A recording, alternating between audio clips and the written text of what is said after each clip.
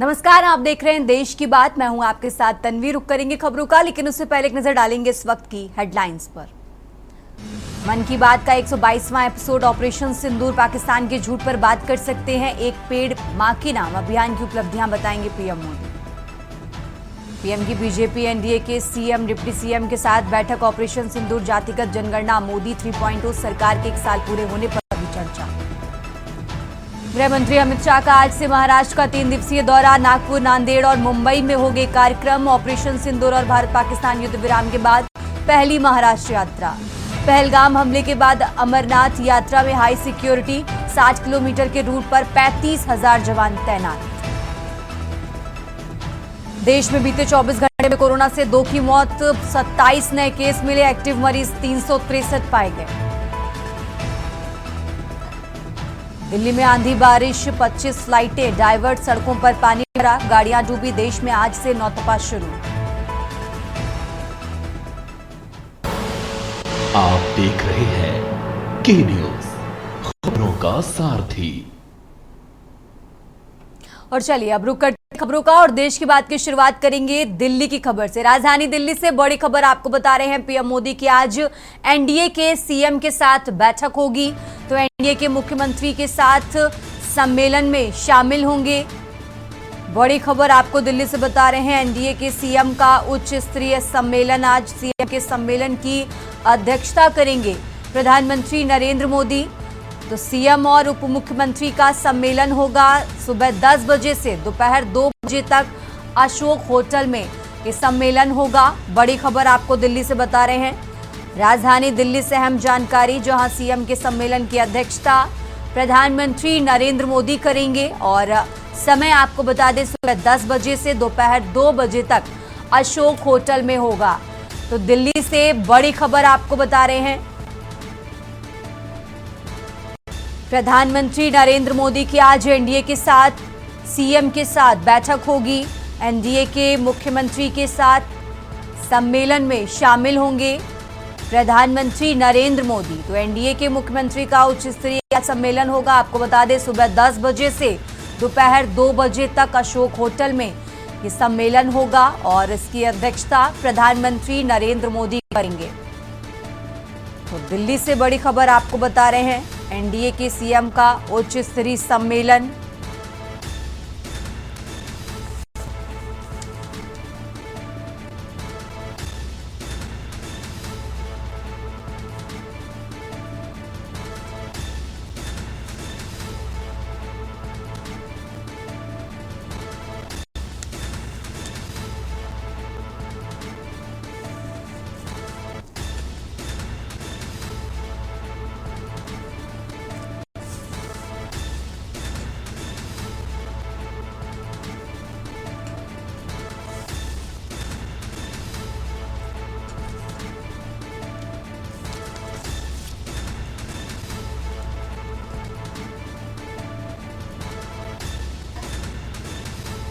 और इसी खबर पर ज्यादा जानकारी के लिए हमारे साथ दिल्ली से विशेष संवाददाता अखिलेश जी हमारे साथ जुड़ चुके हैं।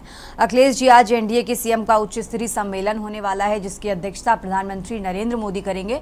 इससे जुड़ी जरा खास बातें दर्शकों को बताइए अखिलेश जी। देखिए, बीजेपी शासित राज्यों और एनडीए के जो मुख्यमंत्री हैं उनका आज बड़ा सम्मेलन दिल्ली में रखा गया है। ये सम्मेलन मुख्यमंत्रियों और उप मुख्यमंत्रियों का सम्मेलन 10 बजे शुरू होगा और 2 बजे तक चलेगा। दिल्ली के अशोका होटल में इसके लिए कड़ी सुरक्षा व्यवस्था के बीच इंतजाम किए गए हैं।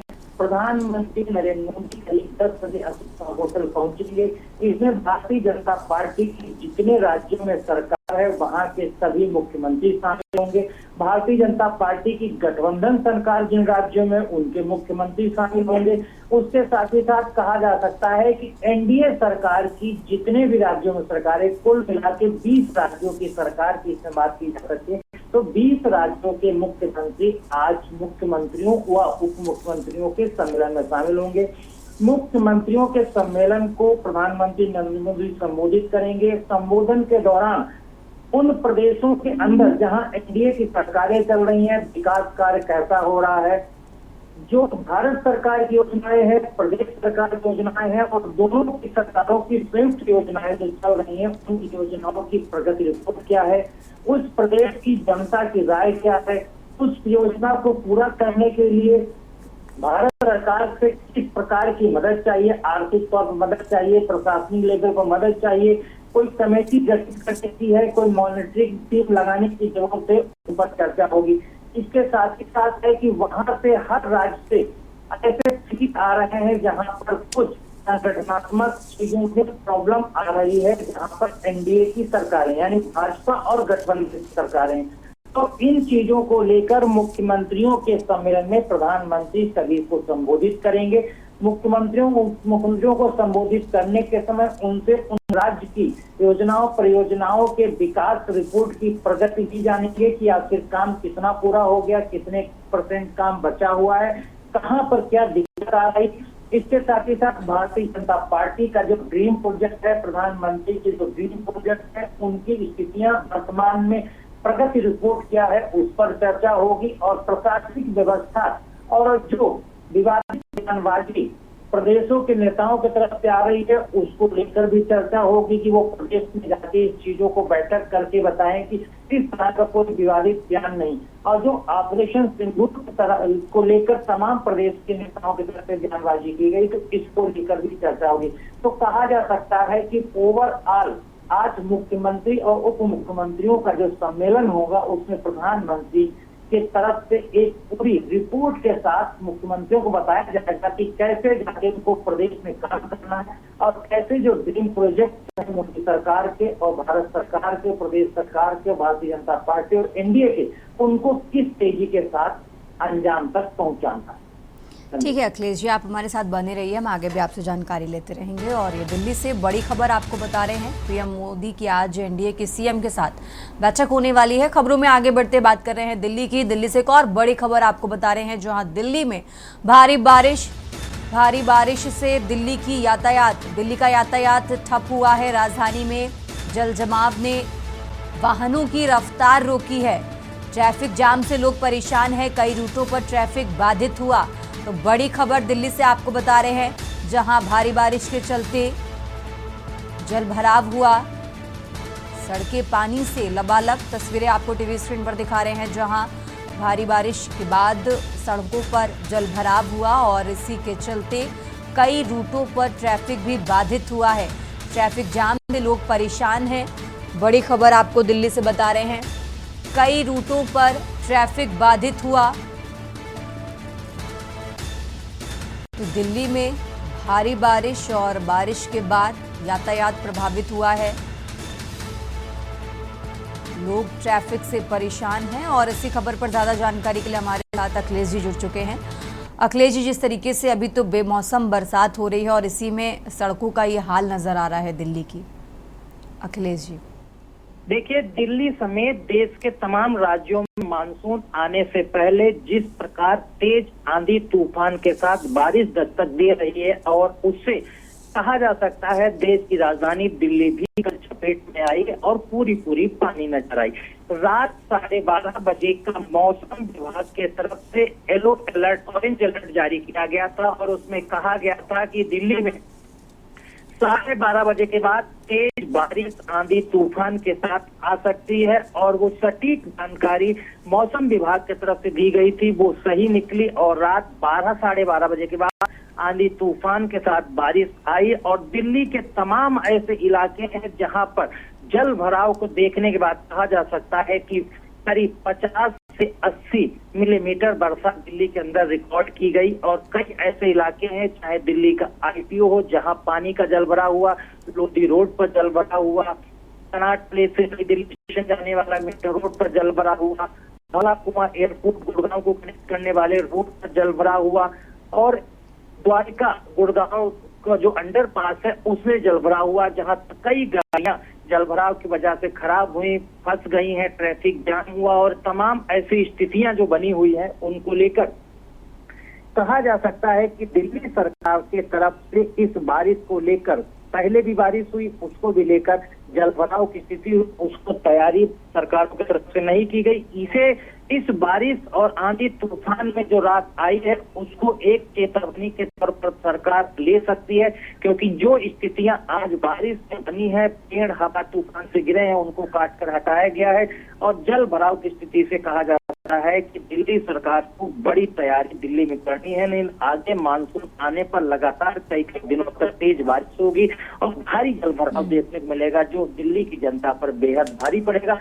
बेशक गर्मी से लोगों को राहत मिली है, करीब 5 डिग्री सेल्सियस तापमान नीचे गिरा है, लेकिन आफत लेके उन लोगों के लिए आई है जिनको घर से बाहर निकलना है, निजी काम से कहीं जाना है, उनकी मीटिंग है, उनके लिए बड़ी एक मुसीबत के तौर पर देखा जा सकता है।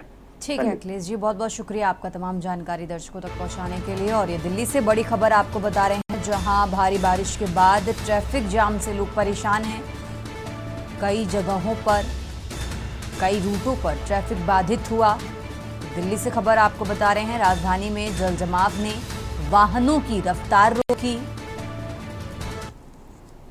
खबरों में आगे बढ़ते हैं, लगातार बात कर रहे हैं दिल्ली की। दिल्ली में देर रात मौसम ने करवट ली। दिल्ली में देर रात से बारिश हो रही है। कई इलाकों में सड़कों पर पानी भरा है। अंडरपास में बारिश का कई फीट पानी भरा। पानी भरने से कई गाड़ियां खराब होने की वजह से फंस गई हैं। दिल्ली के कई इलाकों में ट्रैफिक जाम होने की उम्मीद है। तेज आंधी और बारिश के चलते पेड़ों के गिरने की भी खबरें सामने आई। इसको लेकर मौसम विभाग ने अभी और दिल्ली में और ज्यादा बारिश की संभावना जताई है। तो बड़ी खबर आपको बता रहे हैं, दिल्ली के कई इलाकों में ट्रैफिक जाम की समस्या देखी गई और मौसम विभाग की तरफ से अभी दिल्ली में और बारिश की संभावना जताई गई है। तो बड़ी खबर आपको दिल्ली से बता रहे हैं।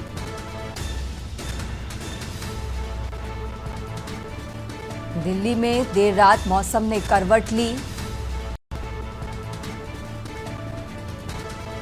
दिल्ली में देर रात से बारिश हो रही। कई इलाकों में सड़कों पर पानी भरा है।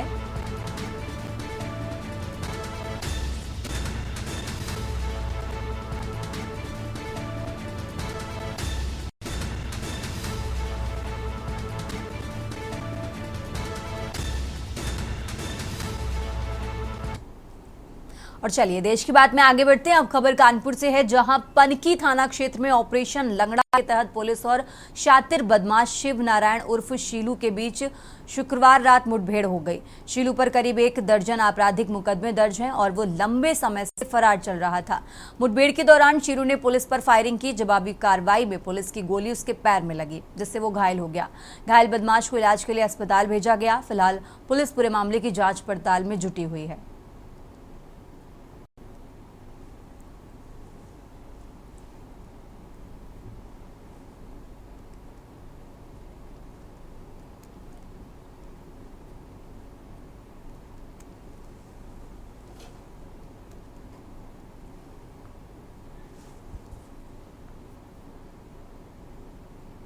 रुक करते हैं अगली खबर का। कानपुर में रसखान साहित्यिक सांस्कृतिक संस्था द्वारा 32वां कवि सम्मेलन एवं मुशायरा Ragendra Swaroop centre for performing art civil line में आयोजित किया गया। कार्यक्रम की शुरुआत दीप प्रज्वलन और हुजूर साहिब की प्रतिमा पर माल्यार्पण से हुई। मुख्य अतिथि डॉक्टर नीता जैन ने रमन हितकारी की पुस्तक आशियाना मकराबटगंज का विमोचन किया। मुशायरे में दिल्ली के शकील जमाली ने अगर हमारे ही दिल में ठिकाना चाहिए था और जिशान नियाजी ने मिट्टी का एक चिराग हूँ, तारा नहीं हूँ, मैं सुनकर खूब वाहवाही बटोरी। कार्यक्रम में इकबाल, अजहर, लक्ष्मी शंकर वाजपेयी, शाहिद अनवर, राजेश रेड्डी, अफजल इलाहाबादी, पुष्पेंद्र पुष्प जैसे देश भर के नामचीन कवि शायरों ने शिरकत की। इस दौरान रमन हितकारी, मासूम अली खान और पंकज यादव भी उपस्थित रहे। कार्यक्रम का माहौल साहित्यिक और शायरी के रंग में डूबा रहा।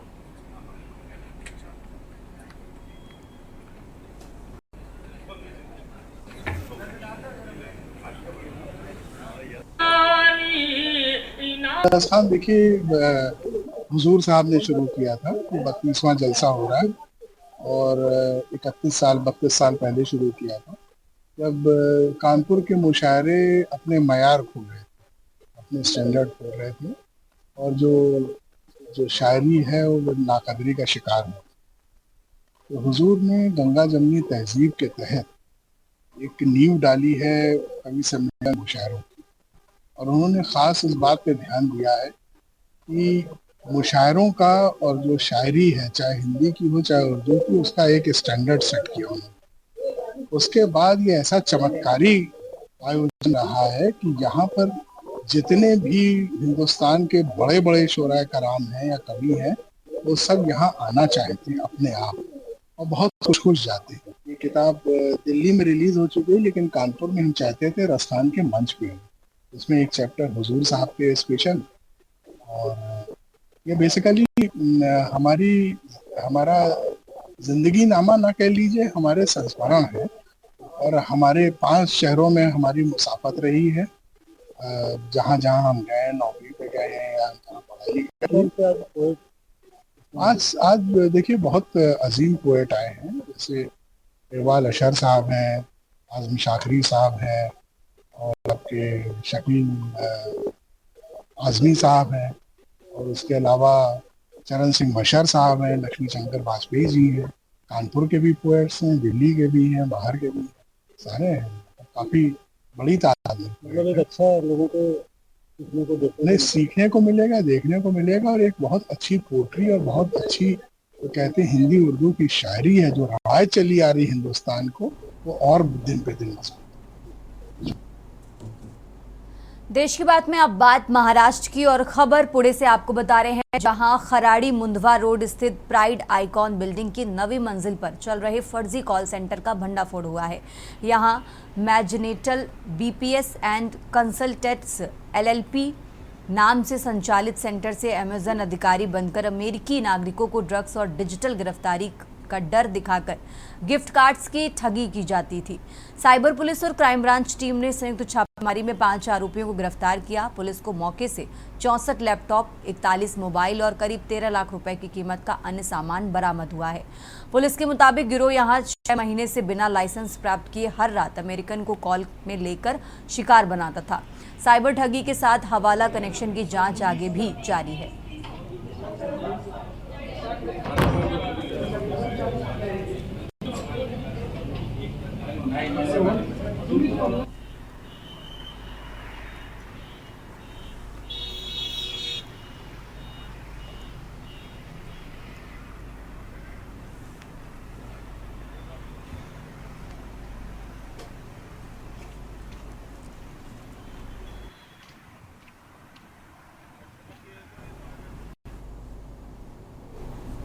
और अब खबर हरियाणा के रेवाड़ी से है, जहां आई लव रेवाड़ी सफाई अभियान के 31वें एपिसोड के दौरान प्रतिबंध के बावजूद ड्रोन उड़ाने को लेकर विवाद की स्थिति दिखाई दी। विधायक लक्ष्मण सिंह यादव ने इसे विरोधियों की साजिश बताते हुए दावा किया कि वो इससे विचलित होने वाले नहीं हैं। उन्होंने स्पष्ट किया कि ये अभियान सिर्फ झाड़ू लगाने तक सीमित नहीं, बल्कि लोगों की सोच बदलने का प्रयास है। कंपनी बाग से शुरू हुए अभियान में नगर पार्षद, भाजपा पदाधिकारी और स्कूली छात्र छात्राएं मौजूद रहे। विधायक ने दावा किया कि 15 जून की प्रस्तावित मुख्यमंत्री की रैली में वो रेवाड़ी की प्रमुख मांगों को उठाकर पूरा करने पर जोर देंगे। भरोसा जताया कि विकास के प्रति प्रतिबद्धता से सरकार का नेतृत्व कर रहे मुख्यमंत्री मांगों को पूरा कर जनता को लाभान्वित कराएंगे। रेवाड़ी की टीम का 31वां सफाई अभियान था, और लगातार निरंतर हर शनिवार को ये सफाई अभियान आप देख रहे होंगे चल रहा है। और आज मैं वैश्य समाज का को भी धन्यवाद करता हूँ, वो पूरी टीम के रूप में यहाँ आए। भाई भूपेंद्र पार्षद का भी मैं धन्यवाद करता हूँ, उन्होंने भले ही झाड़ू खुद लगाई, लेकिन आज हमसे भी लगवाई, पूरी टीम से लगवाई, इनका मैं धन्यवाद करता हूँ।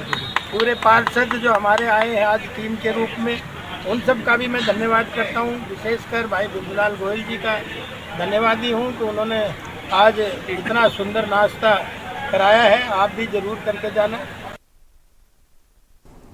देश की बात में फिलहाल यहाँ रुकेंगे एक छोटे से ब्रेक के लिए।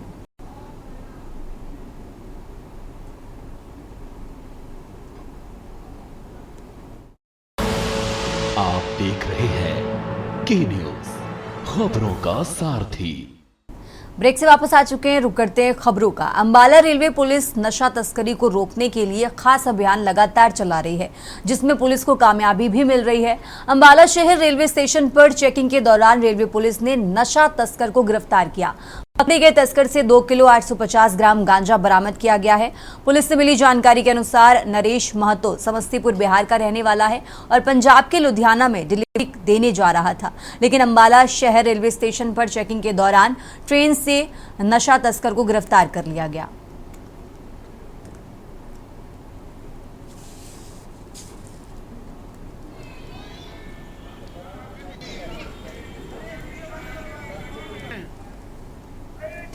हमारे एसपी रेलवे श्रीमती निकिता गहलोत के आदेशानुसार चेकिंग के दौरान एक आरोपी नरेश महतो नाम का सनोब खेलों में तो समस्तीपुर बिहार से आया था और लुधियाना जा रहा था। ये दौरान चेकिंग हमारे को इसे 2 किलो 850 ग्राम गांजा मिला है, जिसका हमने पर्चा दे दिया एनडीपीएस एक्ट के तहत।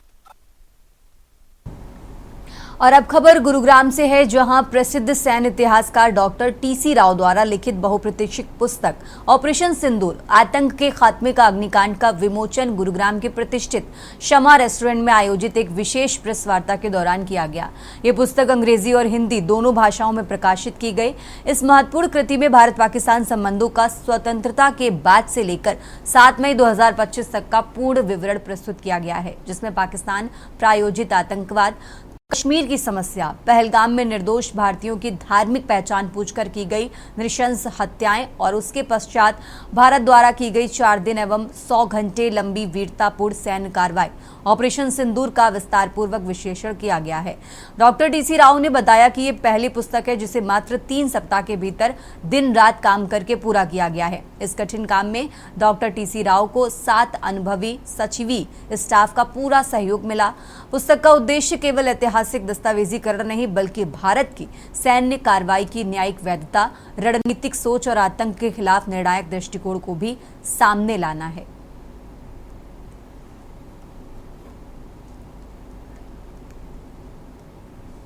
खबरों में आगे बढ़ते हैं। सम्राट पृथ्वीराज चौहान जयंती समारोह में शामिल होने के लिए हरियाणा के कृषि मंत्री श्याम सिंह राणा अंबाला शहर पहुंचे, जहां पूर्व मंत्री असीम गोयल और भाजपा जिलाध्यक्ष मनदीप राणा के साथ राजपूत समाज के लोगों ने कृषि मंत्री का गर्मजोशी के साथ स्वागत किया। अंबाला शहर पहुंचे कृषि मंत्री ने सर्वप्रथम शहर में बने सम्राट पृथ्वीराज चौहान चौक पर पुष्प अर्पित किए। इसके पश्चात कृषि मंत्री ने राजपूत समाज द्वारा आयोजित कार्यक्रम में शिरकत की। इस मौके पर पत्रकारों से बात करते हुए श्याम सिंह राणा ने दीपेंद्र हुड्डा के बयान पर प्रतिक्रिया देते हुए कहा कि सरकारें टीम वर्क के साथ चलती हैं। दिल्ली में हमारी केंद्र की सरकार है। वहीं राहुल गांधी द्वारा पीएम के भाषण को खोखला बताने पर भी राणा ने प्रतिक्रिया दी।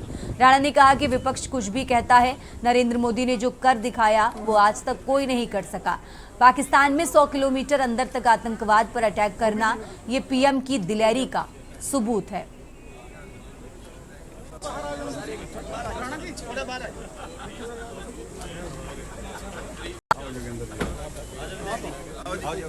सर भाई साहब थोड़ी साइड आ जाओ, एक बार सारे आ जाओ।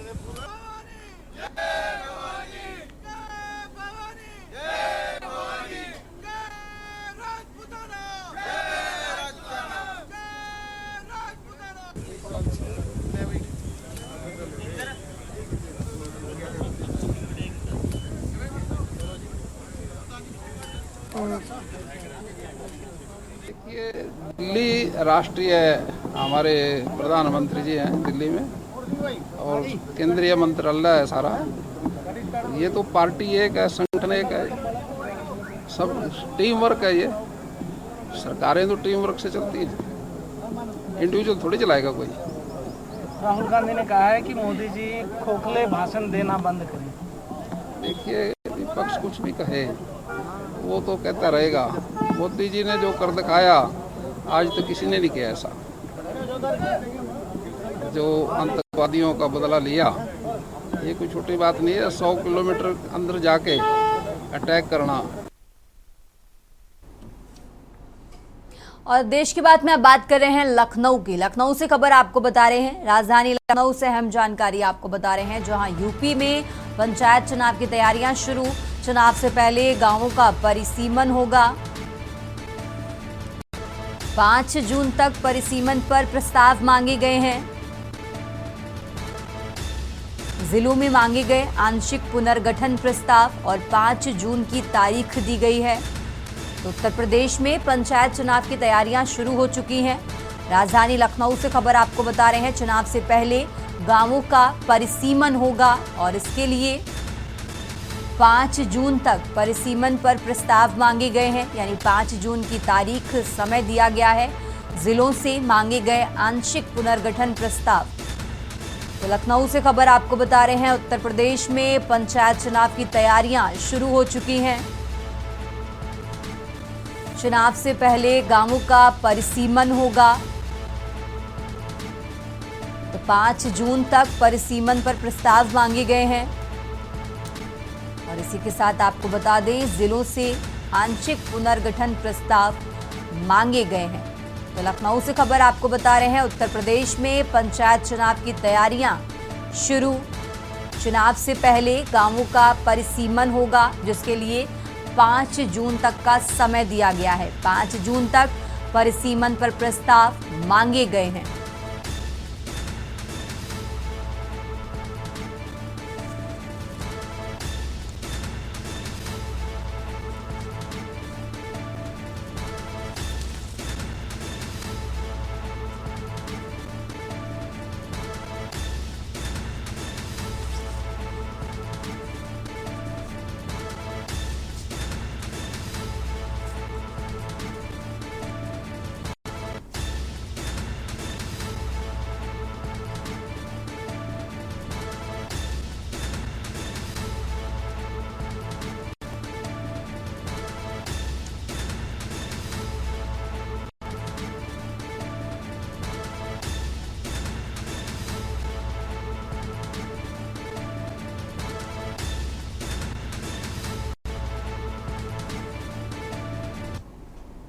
खबरों में आगे बढ़ते हैं। अब खबर पंजाब के मोहाली से आपको बता रहे हैं, जहां पुलिस ने अंतर्राष्ट्रीय ठग गिरोह का भंडाफोड़ किया है। 15 करोड़ की साइबर ठगी करने वाले 7 विदेशी गिरफ्तार किए गए हैं। नाइजीरियाई व घनाई के आरोपियों की गिरफ्तारी का दावा है। कॉल सेंटर संचालन से आरोपी साइबर ठगी कर रहे थे। तो आरोपियों के पास से आपको बता दें, 89 स्मार्टफोन, 2 लैपटॉप बरामद हुए हैं। 99 विदेशी और भारतीय सिम भी बरामद हुए और जांच में 31 फर्जी बैंक खातों की जानकारी का दावा किया गया है। इसी के साथ 30 लाख रुपए का सामान भी बरामद किया गया। और अब खबर बेमेतरा से है, जहां सुशासन तिराह के दौरान पीएम आवास योजना में भ्रष्टाचार की शिकायतें सामने आई हैं। गरीबों से अवैध वसूली के मामलों में कुछ आवास मित्र और रोजगार सहायकों पर बर्खास्तगी की कार्रवाई हुई है, जबकि कई मामले अब भी लंबित हैं। कांग्रेस ने सरकार पर सवाल उठाते हुए दोषियों पर सख्त कार्रवाई की मांग की है। जिला कांग्रेस अध्यक्ष आशीष झाबड़ा ने आरोप लगाया कि भाजपा सरकार में भ्रष्टाचार बढ़ा है। खाद्य मंत्री दयाल दास बघेल ने दोषियों पर तत्काल कार्रवाई किए जाने पर जोर दिया। जिला पंचायत के सीईओ ने स्वीकार किया कि 10 मामलों का निस्तारण होना अभी बाकी है।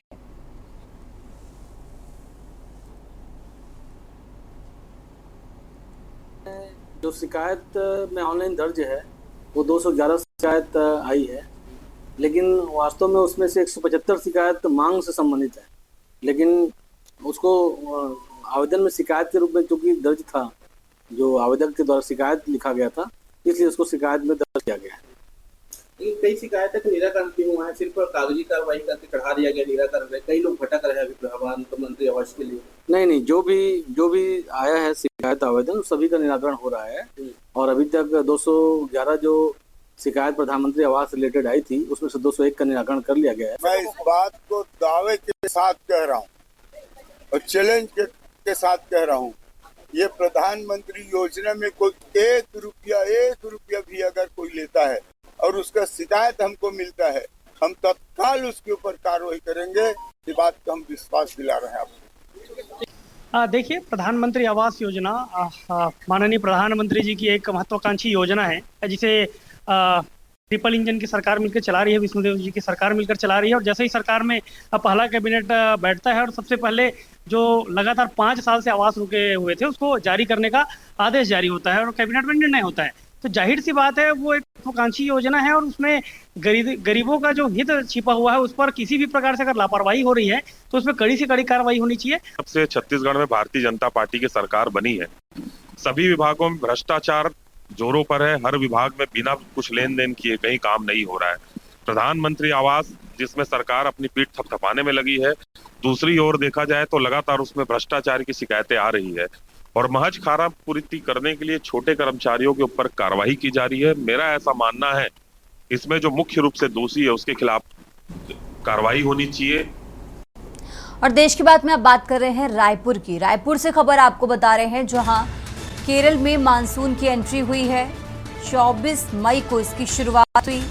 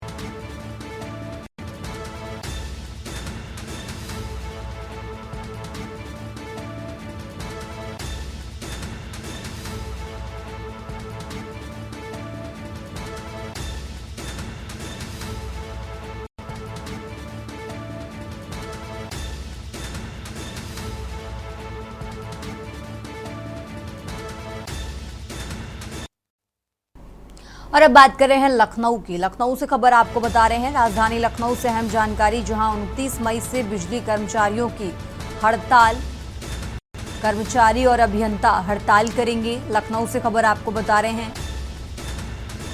14 लाख उपभोक्ताओं पर इसका असर पड़ सकता है। तो पावर कॉरपोरेशन के अफसरों की छुट्टी निरस्त हुई है। ये बड़ी खबर आपको लखनऊ से बता रहे हैं। 14 लाख उपभोक्ताओं पर इसका असर पड़ सकता है। पावर कॉरपोरेशन के अफसरों की छुट्टियां निरस्त हो गई हैं।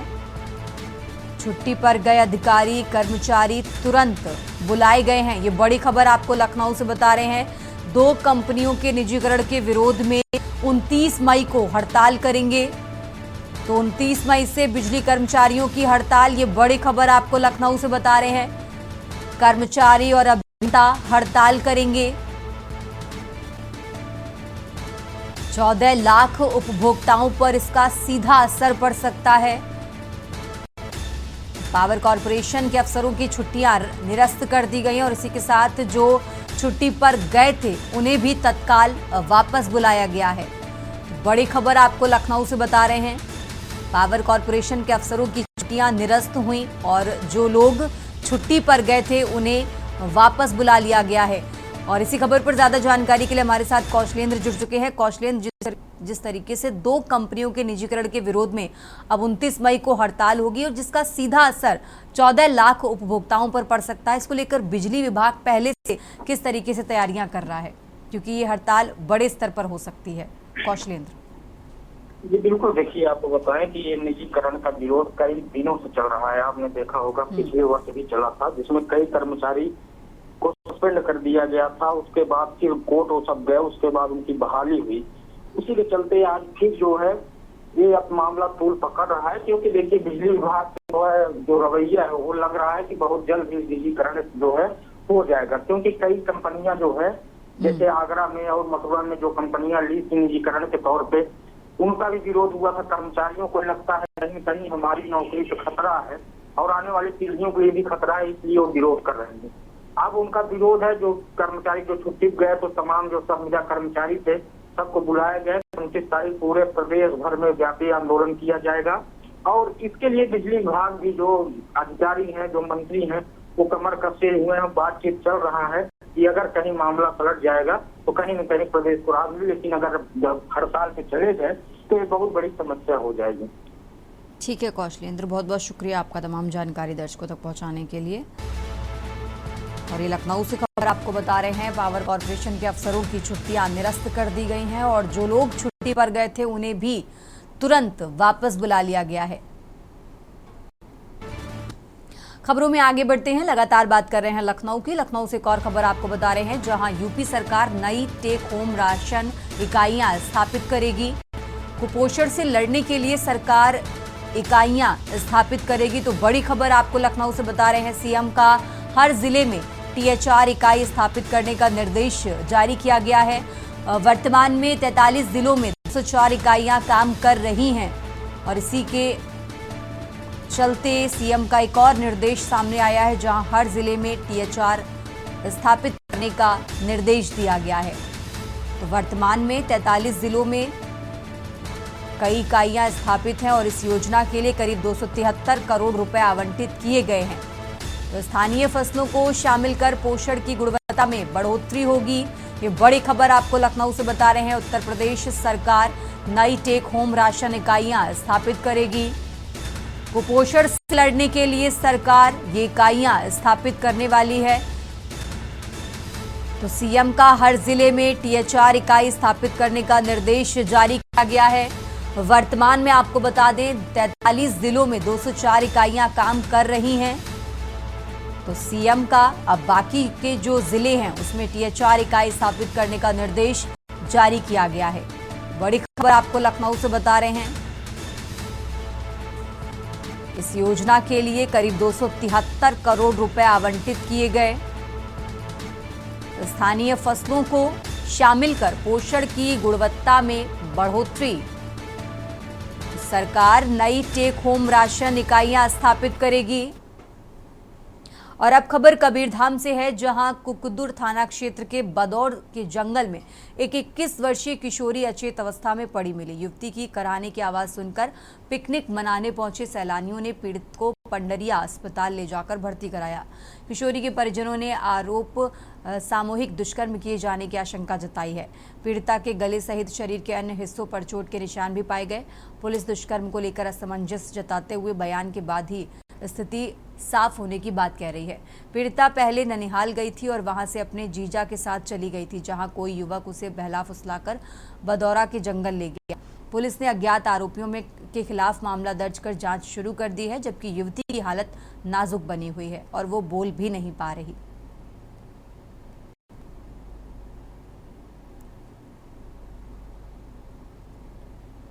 और अब खबर राजनांद गांव से है, जहां थाना सोमनी क्षेत्र के ग्राम देवादा में 36 वर्षीय उमा उर्फ पूजा निर्मलकर का जला हुआ शव पाया गया। सूचना मिलने पर थाना प्रभारी सत्यनारायण देवांगन टीम के साथ मौके पर पहुंचे। उन्होंने एफएसएल टीम सहित डॉग स्क्वाड को मौके पर बुलाकर जांच पड़ताल में सहयोग लिया। पुलिस के मुताबिक पहली नजर में जांच के दौरान पूरा मामला आत्महत्या का प्रतीत हो रहा है। इसके बावजूद विभिन्न पहलुओं को शामिल कर जांच की जा रही है।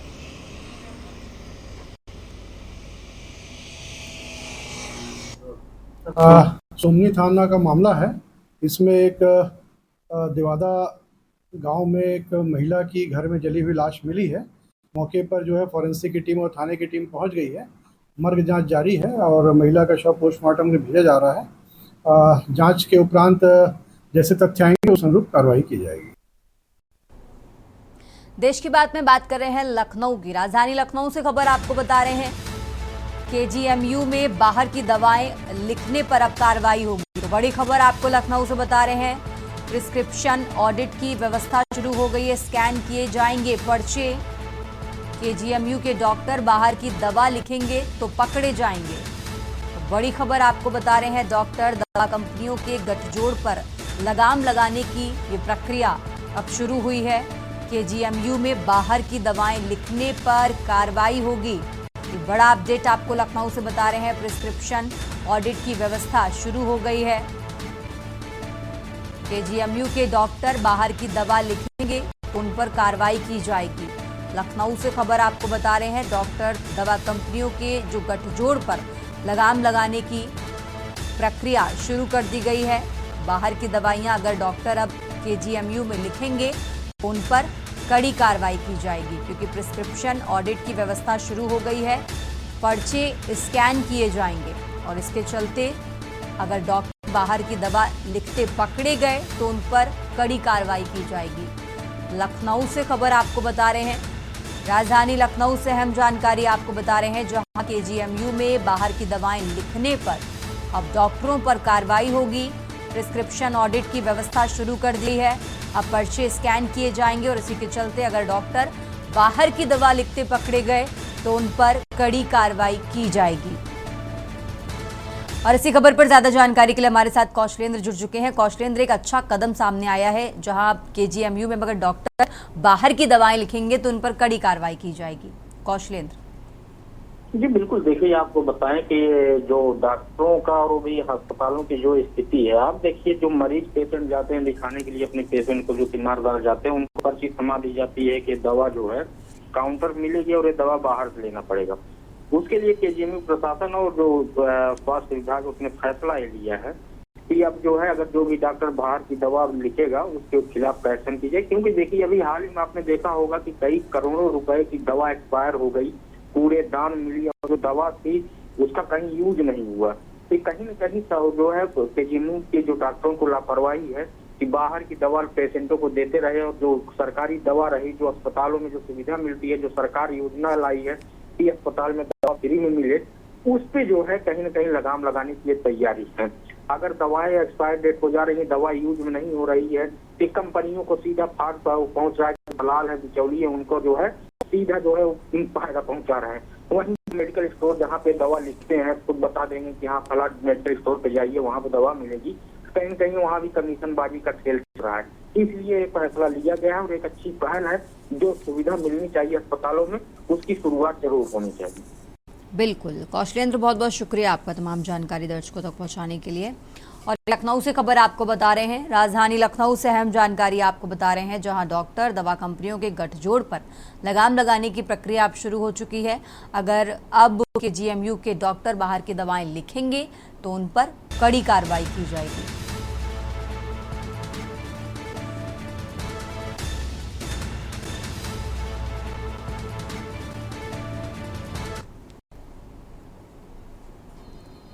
और अब खबर आपको रायबरेली से बता रहे हैं। रायबरेली से खबर आपको बता रहे हैं, जहां बदहाल सड़कों से राहगीरों को निजात मिलेगी। 4 करोड़ 80 लाख की लागत से शहर की 19 सड़कें बनेंगी। नगरपालिका क्षेत्र के 19 सड़कों का जल्द निर्माण होगा, ये बड़ी खबर आपको बता रहे हैं। एनसीएपी के तहत शहरवासियों को सौगात मिलेगी। एनसीएपी के तहत शहर वासियों को सौगात मिलेगी। और इसी खबर पर ज्यादा जानकारी के लिए हमारे साथ केशवानंद जुड़ चुके हैं। केशवानंद, अब जिस तरीके से 19 सड़कों के निर्माण का आदेश आ चुका है, क्या कुछ पूरा अपडेट इसको लेकर आपके पास? बिल्कुल, देखिए, आप बता दें कि रायबरेली जो है कांग्रेस का गढ़ में ससरा और रायबरेली के जो सांसद है राहुल गांधी हैं, वहीं देखा जा रहा था कि जो राहुल गांधी के संसदीय क्षेत्र रायबरेली के शहर की ऐसी कई सड़कें थी जो खस्ता हाल थी, जिसके लेकर के जो है जो शहर के लोग थे वो काफी परेशान थे। तो उसको लेकर के अब एनसीएपी के तहत शहर वासियों को जो है बड़ी सौगात दी गई है, जिसमें 4 करोड़ 80 लाख रुपए की लागत से रायबरेली की जो शहर की 19 सड़कें हैं उनको जो है बनाने का कार्य किया जाएगा, जिसको लेकर के अब देखा जा रहा है कि लोगों में काफी खुशी का माहौल है, क्योंकि लंबे समय से जो 19 सड़कें बदहाल व्यवस्था में थी। अब आगामी मानसून भी आने वाला है, जिसके बाद देखा जाता था कि कीचड़ हो जाता था, जिसमें राहगीरों को चलने में काफी दिक्कतों का सामना करना पड़ रहा था। तो वही 4 करोड़ 80 लाख रुपए की लागत से अभी 19 सड़कों का जो है बनाने का कार्य किया जाएगा, जिससे चलते अब लोगों को काफी राहत मिलती हुई नजर आएगी। जी ठीक है केशवानंद, बहुत बहुत शुक्रिया आपका तमाम जानकारी दर्शकों तक पहुंचाने के लिए। और ये रायबरेली से खबर आपको बता रहे हैं, बदहाल सड़कों से राहगीरों को निजात मिलेगी। करीब 4 करोड़ 80 लाख की लागत से शहर की 19 सड़कें बनेंगी।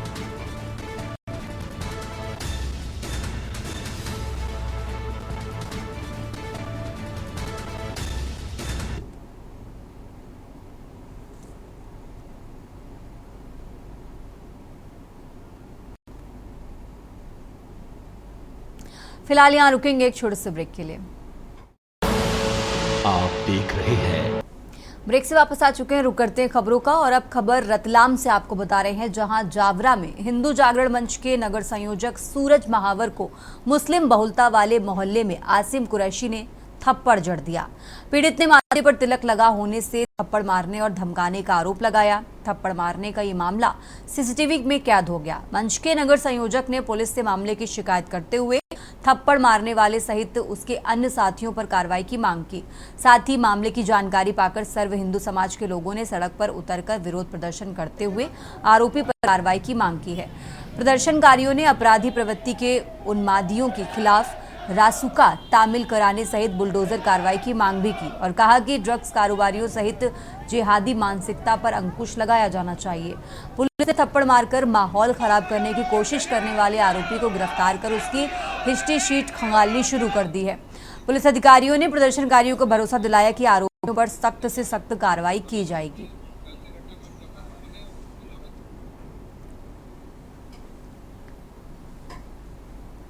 सर, आज पूरी हिंदू समाज ने रैली निकाली है, ज्ञापन दिया है, क्या पूरा मामला है? ये कल जो घटनाक्रम हुआ था जावरा शहर में लगभग 5:30 बजे जो घटना हुई थी, जिसमें 2 लोगों के बीच मारपीट का मामला सामने आया था। रात्रि में अपराध पंजीबद्ध भी किया गया था जावरा शहर द्वारा। उसी को लेकर आज सर्व हिंदू समाज के द्वारा ज्ञापन सौंपा गया और उसमें बिंदुवार उन्होंने उसमें मांगे प्रस्तुत की है, जिसका विधि सम्मत जो भी निराकरण होगा वो हर संभव उसमें कार्रवाई की जाएगी और कड़ी से कड़ी कार्रवाई की जाएगी, ताकि भविष्य में भी इस तरह के अपराधों की पुनरावृत्ति न हो। सर, आरोपी की गिरफ्तारी हो गई है अभी इसमें? जी हाँ, इसमें आरोपी अभिरक्षा में और उसकी कार्रवाई चल रही है। सर, ये बाहरी लोगों को कार्रवाई की मांग रहे? जी हाँ, इसमें बिल्कुल ये चूँकि ये विषय बताना चाहूँगा कि ये हमारे पास पहले से भी ये चीज़ें हैं और हम इस पर लगातार प्रयास कर रहे हैं। ये निश्चित रूप से घोर निंदनीय है और यही बातें आपराधिक प्रवृत्तियों को बढ़ावा भी देती है और इसी तरह के घटनाक्रम से ये सामने आता है कि ऐसे व्यक्ति और व्यक्तित्व आपराधिक प्रवृत्ति के हुआ करते हैं। वे शहर में शांति नहीं चाहते, वे क्षेत्र में शांति नहीं चाहते। उनकी मंशाएं कतिपय कारणों से बनी रहती है। ये उनका मन जाने कि जैसे तैसे माहौल को खराब किया जाए, जैसे तैसे फिजा को बिगाड़ी जाए। ये स्वयं जो विगत रात को घटना घटित हुई है स्वयं अपराधी है। एक अपराध इसने पहले किया, धारा 307 के अंतर्गत प्रकरण पंजीबद्ध है। सर, आज पूरी हिंदू समाज ने रैली निकाली है, ज्ञापन दिया है, क्या पूरा मामला है? ये कल जो घटनाक्रम हुआ था जावरा शहर में लगभग 5:30 बजे घटना हुई थी, जिसमें 2 सामने आया था। रात्रि में अपराध पंजीबद्ध भी किया गया शहर द्वारा। खबरों का सिलसिला लगातार जारी है। फिलहाल यहाँ रुकेंगे एक छोटे से ब्रेक के लिए। आप देख रहे हैं के न्यूज, खबरों का सारथी। गोल्डी मसाले के 100 ग्राम के स्पेशल पैक्स में फ्रेशनेस लॉक है। ऐसे मसाले हमेशा ताजा रहेंगे, जस्ट लाइक मी।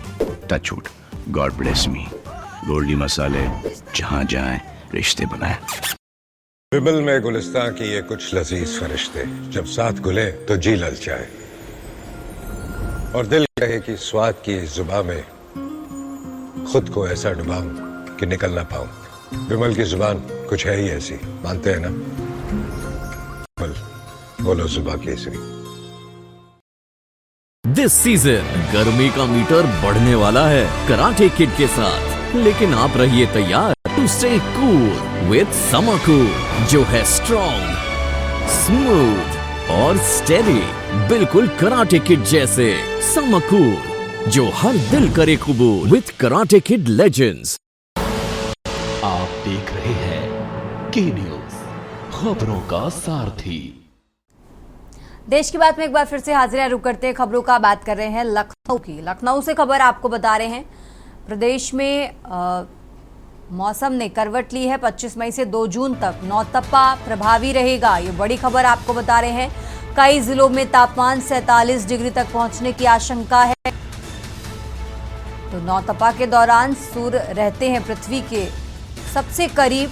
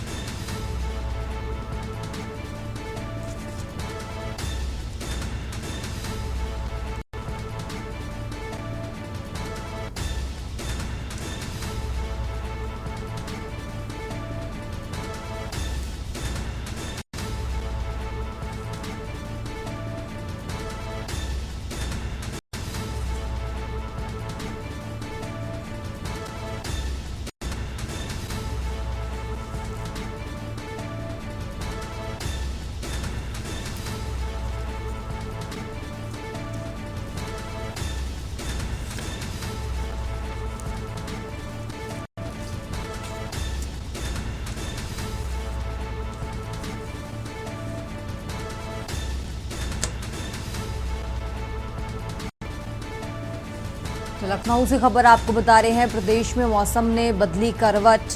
25 मई से 2 जून तक नौतपा प्रभावी रहेगा। कई जिलों में तापमान 47 डिग्री तक पहुंचने की आशंका है। और इसी खबर पर ज्यादा जानकारी के लिए हमारे साथ कौशलेंद्र जुड़ चुके हैं। कौशलेंद्र, जिस तरीके से नौतपा के दौरान जो सूरज है वो पृथ्वी के बहुत करीब रहता है और इसीलिए बहुत ज्यादा गर्मी होती है, लोगों को बहुत ज्यादा अलर्ट रहने की जरूरत है। कौशलेंद्र जी बिल्कुल, देखिए क्योंकि हिंदी में अगर देखा जाए इस माह का जो महीना चल रहा है उसमें नौतपा का जो है कि डिग्री की जो है जमपुर के नजदीक थोड़ा बहुत, इसलिए गर्मी थोड़ा सा बढ़ती है। लेकिन देखिए ये हर साल नहीं हो सकता है। पिछले साल आपने देखा होगा कि जब नौतपा शुरू हुआ तो लोग कितना परेशान हो गए थे। तो देखिए कभी कभी ऐसा होता है कि हाँ गर्मी, क्योंकि मौसम जिस तरह करवट लिया है, आप देखिए कि मानसून 10 दिन पहले ही दस्तक दे चुका है। बंगाल की जो खाड़ी से जो मानसून उठा है वो 10 दिन पहले ही दस्तक दे दिया है। सूचना ये आ रही है कि 15 जून तक गोरखपुर की जो है इलाके की तरफ बारिश मानसून पहुंच जाएगा। तो इस बार नौतपा है, हालांकि लगा है 9 दिन से जो है नौतपा का दिन शुरू हो गया है। अब इसमें लोगों को थोड़ा एहतियात बरतना होगा अगर गर्मी बढ़ती है तो उसके लिए। ठीक है कौशलेंद्र, बहुत शुक्रिया आपका तमाम जानकारी दर्शकों तक पहुंचाने के लिए। और ये लखनऊ से खबर आपको बता रहे हैं। देश की बात में फिलहाल इतना ही। आप देखते रहिए के न्यूज इंडिया।